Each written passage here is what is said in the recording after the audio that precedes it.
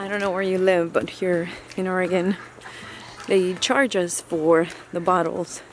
So each bottle has a deposit. And so we collect the bottles, we take it into this recycling center. But while they're here on the property, they just take so much room that sometimes at night, if I find 4 or 5 water bottles, which we shouldn't buy water bottles in the first place, I just throw them out and put them in their container in the morning. Now, today is kind of late, and I'm gonna go to town, and I'm gonna take you with me. That's Hope crying. So everyone is a little antsy to go out, and I really can't blame them because, to be honest, the days are so short that I think in the end it's getting to all of us. Did you say hi to the girl, baby? Did you say good morning, girlie? Good morning. It is time to go out and be a happy goatie. Good morning, Nanny. Good morning, Clara. Are you pretty upset at me? Oh, I figured. Hi, Bumblebee. You want to go outside? Today's the day. I'm gonna listen to Clara. Listen. As of lately, she decided that it'd be a good idea to start talking like that. It's kind of creepy. It seems like she's Hi, Clara. It seems like she is a heavy smoker or something. Hi, girlies. How are my super sweet girls doing? Hi, Annie. Good morning, sweet mama. Hi, she babies. Hi, baby. Hi, you super cute baby girl.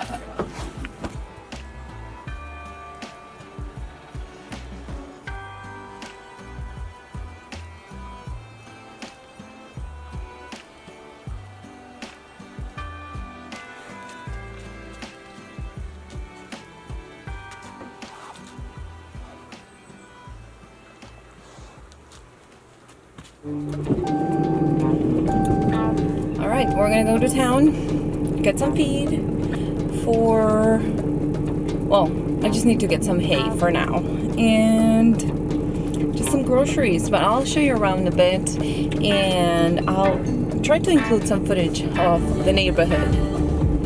There we go.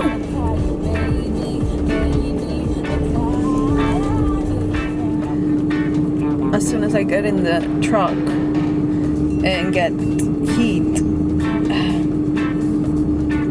I feel like Clark Kent.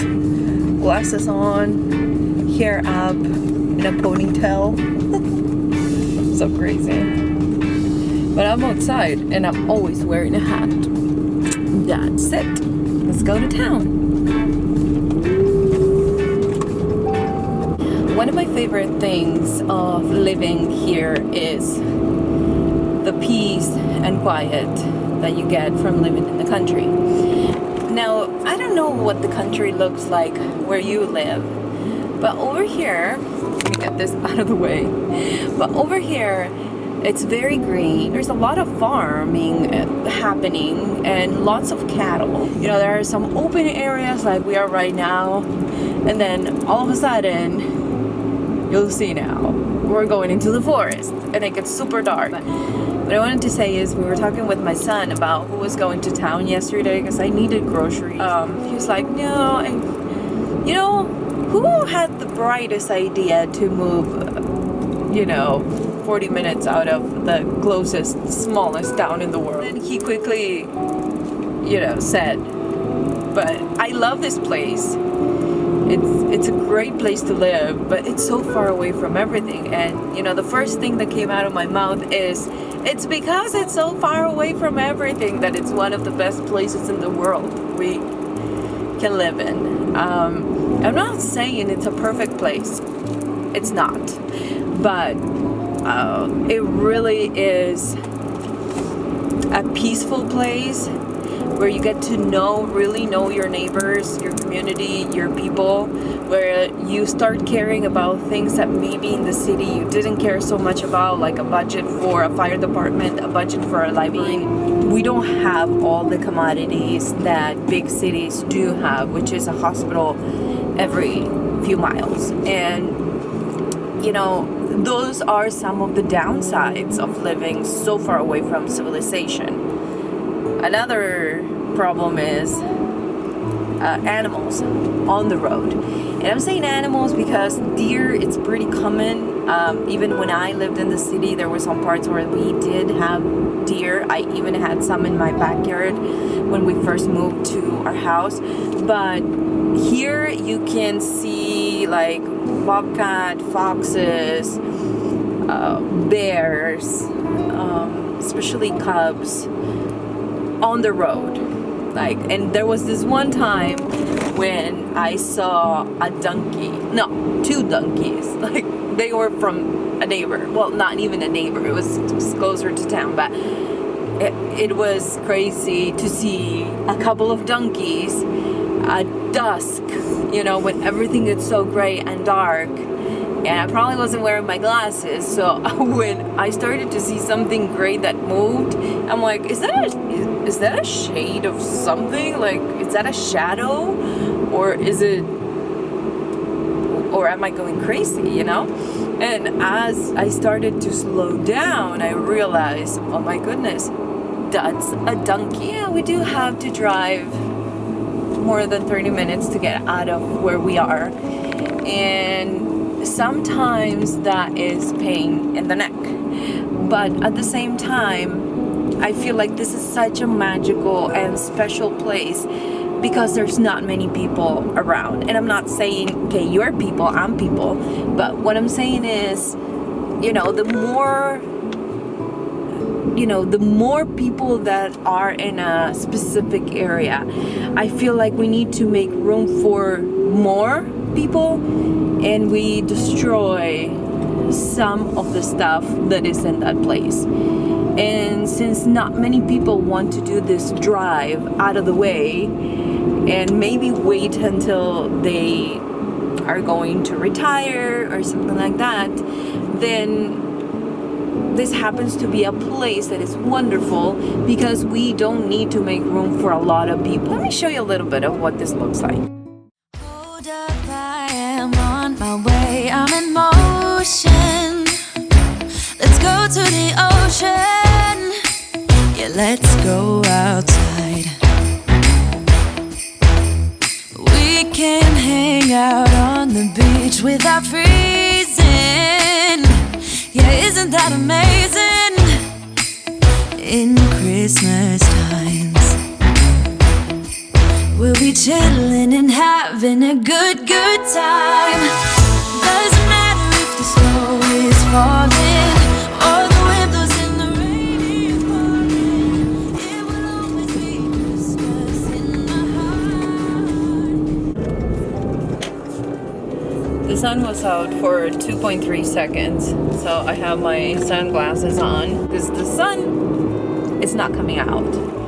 There's too many clouds, and sometimes when I'm sad, this is a tip, I start picturing in my head that behind those clouds, like above those clouds, there's a wonderful sun that is shining. It's just not getting to us. Not yet. But it's coming, and I can't wait for March. I'm done in town, and I guess I'm gonna show you because it's been raining. I've shared with you guys. It's been snowing and raining nonstop. I'm gonna turn off the radio. But because of that, all of the pastures are really flooded, like a super irrigation system. Like right now on this side, it's all like the water. I can see the water, and that's pasture. Well, everyone asks, how is Oregon so green? Well, as you can see, pastures, well, some of them turn into little ponds. So it's like its own irrigation system. Think about how to get rid of all that water and all the sun that it would need. We're not gonna get. throughout the winter. For right now, it's gonna take a while for that to go down. In the end, what I'm trying to say is that living in the country has its perk, like everything that I mentioned when I was driving to town. But at the same time, I want you to know that if you are a person that needs to go to work every single day, like you're not remote, and even if you're remote, like we are so remote that we don't have cell service, and making it extremely difficult to get Wi-Fi. You know, it makes it hard if you have to have a job. That's why a lot of people that live in our area are retired, because really the 40 minutes, 30 minutes, 45 minute drive to town, depending on weather conditions, makes it hard for people that have to drive to town every day. My point is, if I want to go to Costco, I have to drive. Okay, I used to say 45 minutes. I'm telling you, it's an hour and a half. If we want to go to Home Depot, we have to drive an hour and a half. Lowe's, an hour and a half, which will take me to I-5, where there is a town, like a bigger town with all those things. But if I need to do things around here, because a lot of people say, well, I'd rather drive an hour and a half and get my supplies for a cheaper price than buy them at the what's it called, the local hardware store. It's one of those things that, you know, it makes you reconsider the idea of, okay, big box stores are cheaper. Well, they are cheaper, but you have to leave somewhere near them in order to take advantage of that price difference.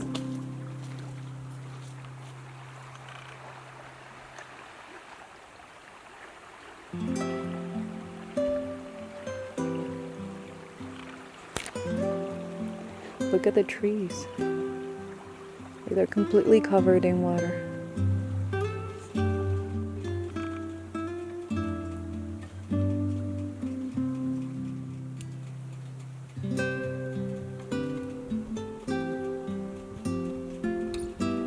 And I'm parked right here, and I mean, I could park more towards here, but I'm telling you, it's a mudslide waiting to happen. So I'd rather stay close to the road. And I have to tell you this story because this is like country living at its best, okay? Because there are some bad parts of country living, but as I was recording, there was this car that went by. I don't know if I filmed something going by. I don't know if it got caught on camera or not. But they turned around to go check and see if I was okay parked on the side of the road. You know, people are so aware of the good and bad things of living in the country. And, you know, flooding is part of it, and being caught in one of them, it's not the kind of thing that you go through alone. People do care about you and your well-being, and I'm not saying this happens everywhere in the country, but for the most part, this is what I hear from other people as well. So I feel like it's a country living kind of situation where everyone cares about everyone, especially when they see that they're going through something. Since we moved here, I think we've had some of the worst time, because we had a plan and the plan didn't work out, the job didn't pan out, and all the things kind of went sideways. And let me tell you, I've had more people care about what's been going on, and not in a way of gossip, but on a way of, okay, how can I help? And it's been so humbling, really, really humbling. Hope, your face, I swear. It's been really humbling and very like heartwarming for a city person to go through, because I mean, this is something that doesn't happen, or at least didn't happen to us while we were living for so many years in the city. So I guess we do have a lot of things against us, And because of that, people found a way to unite the best way they can. People have found a way to put aside their differences and come together to help each other despite their own political views or their own views or different views among the same people from the same community, you know? So this couldn't have happened in a better time, because I really needed to share that. I mean, I need to be reminded. I guess I need to be reminded every once in a while that, this is not normal anywhere else. And I am so privileged to live in a place where people care about us, cares about you, cares about even the newer people from the big city trying to do the country thing. So it's humbling to know that as long as you're a decent human being, somebody deeply cares about you. And if there's a storm, they're gonna call you. It's out of this world, the beauty in this part of Oregon itself. But just to add the quality people that we've met living in a tiny, tiny, tiny community that we cannot even call town, is just humbling. And I hope that I can share this message in a way to let you know that there are still hope. There's still people out there who cares. There's still people out there that cares about you and me and their neighbors. Every time I think about my small community and everything that they do for me, it really brings me to tears.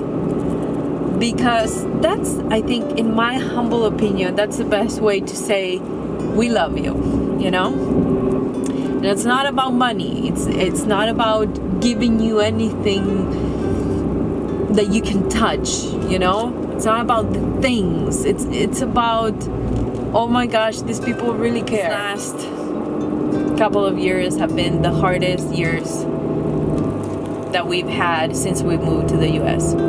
Hands down, the hardest. And I'm telling you, we moved to the States within a month. We got an apartment, we had a job, we were working, we had a 1-year-old kid, and we slept on the floor for months. And we covered ourselves with jackets. And let me tell you something, that wasn't as hard as this last couple of years. And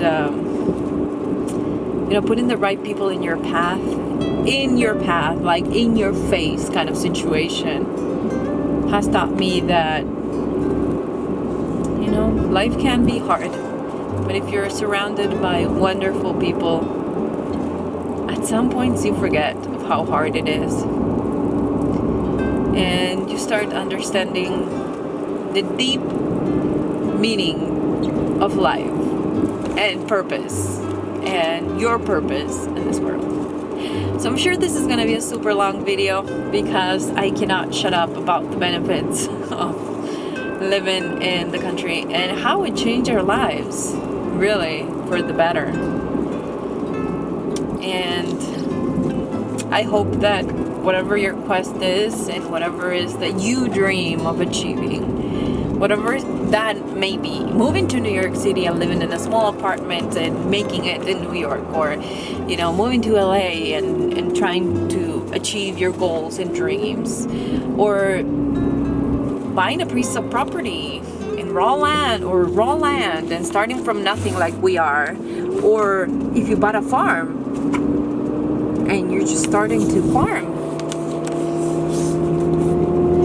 and you are starting to farm or homestead, then by all means, go for it. Whatever it is, I hope that this video encourages you to know that people do care. There's still good people in this world. There's still good communities. There's still hope out there. I have her right here. This is my personal hope. But actual hope. There's still hope out there. So I hope that you look for it wherever you think it may be for you. And wherever it may take you, it may not be a long 30 or 40-minute drive to your home every day. It may be in a completely different place, but I hope you find your happiness, and I hope you find comfort in knowing that there's still hope. Okay? So thank you for being here with me today, and I hope you enjoyed this video. If you did, please leave a comment down below. Give this video a thumbs up. And that way, by interacting with the video, it helps the YouTube algorithm to share it with more people. And hopefully this message can reach more people, because my true hope with this video is to spread hope. And I hope that it does that.